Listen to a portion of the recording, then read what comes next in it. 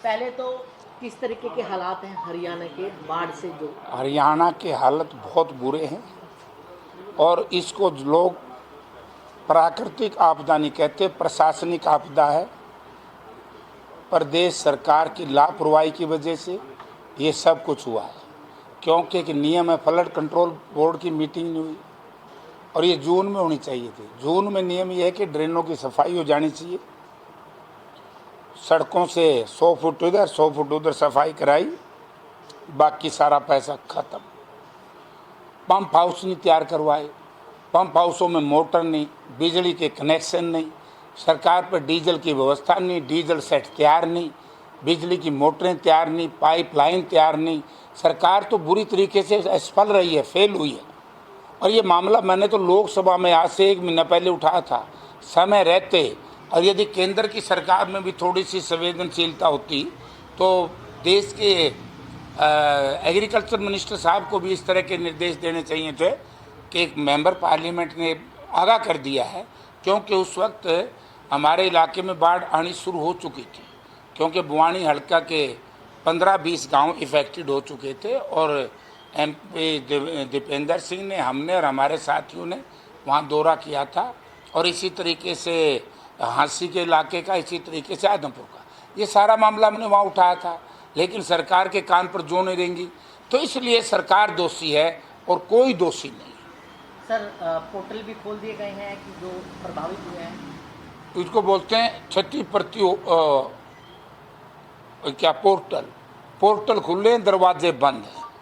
Portal में ये भी दिखा देंगे कि हम कहीं से क्या बताएं कि किसी का सेप्टिक टैंक खराब हो गया, गांव में पानी है, सेप्टिक टैंक बना हुआ कोई जिसको कहते हैं, तो वो बैठ गई, खेत में ट्यूबवेल बैठ गया, खेत में किसी का ट्रैक्टर रह गया, किसी का डीजल इंजन रह गया, किसी की मोटर रह गई, मोटर कुएं में बैठ गई।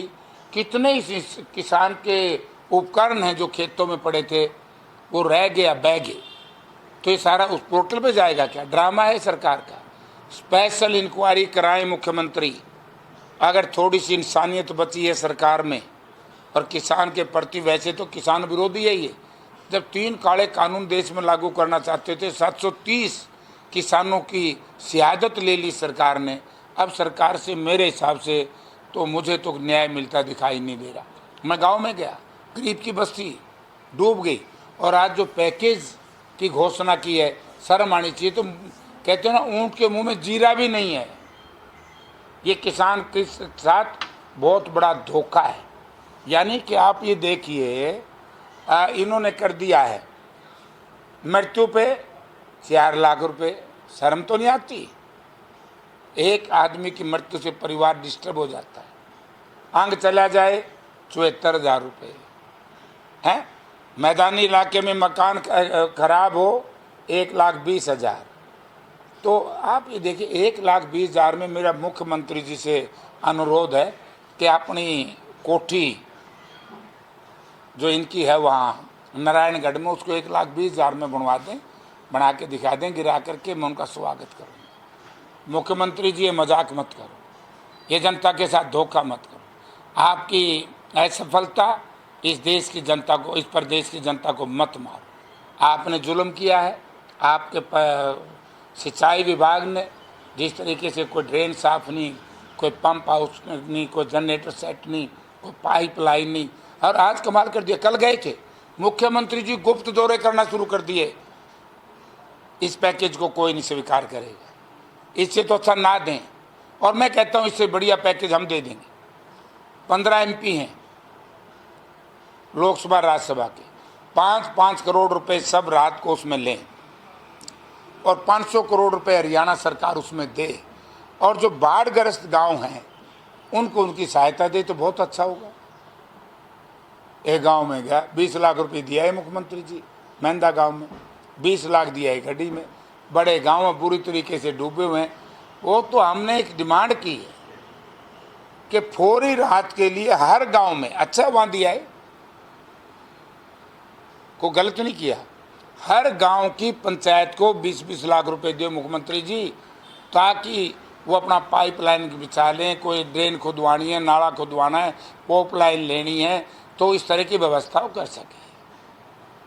कल प्रधानमंत्री जी जा रहे हैं पंजाब राहत जो बाढ़ पीड़ित जो क्षेत्र हैं उनका दौरा करेंगे।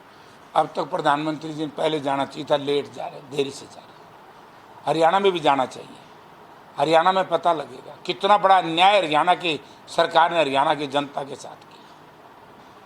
उपराष्ट्रपति पद के लिए क्या लगता है कि इंडिया गठबंधन का नेता जो है वो जीत पाएगा? देखिए, इंडिया गठबंधन के उम्मीदवार बहुत बढ़िया है और प्रजातंत्र में वही उम्मीदवार जीतते हैं जिनकी उम्मीदवारी जनता मतलब मतदाता स्वीकार कर ले।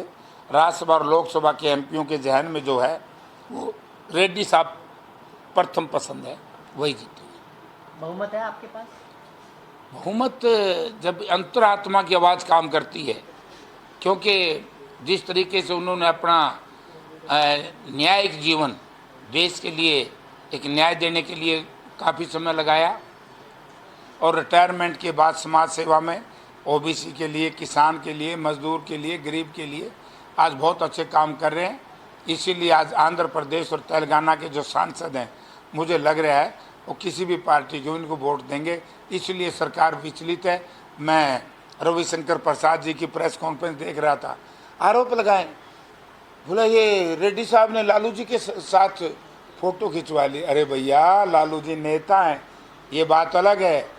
भाजपा में धन्ना सेठ हैं और ये लालू एक गरीब किसान का बेटा, गरीब के घर में पैदा होकर के यहाँ तक पहुँचा है, वो उनको अपराधी लगता है। और एनडीए गठबंधन में कितने नेता ऐसे हैं जो आपराधिक पृष्ठभूमि के हैं।